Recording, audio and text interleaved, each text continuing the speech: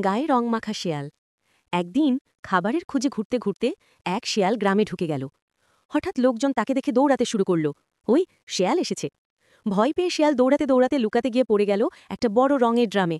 Drum ভরতে ছিল নীল রং। শেয়াল উঠে দাঁড়াতেই দেখল তার গা পুরো নীল হয়ে গেছে।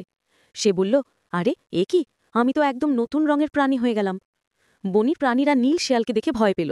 সবাই বলল, কে তুমি, আগে কখনো দেখিনি।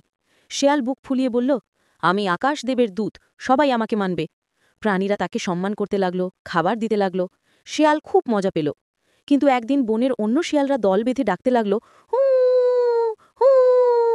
নীল শিয়ালও অভ্যাসবশত ডাক দিল, হু। সবাই বুঝে গেল, আরে এ তো শিয়ালই, আমাদের সঙ্গে ঠকাচ্ছিল। প্রাণীরা আর তাকে বিশ্বাস করল না। শিয়াল লজ্জা পেয়ে বলল, নিজেকে বদলানোর ভান করলে একদিন ধরা পড়তেই হয়। এভাবে গায়ে রং মাখা শিয়াল নিজের বুদ্ধির ভুলে সব শিখে নিল।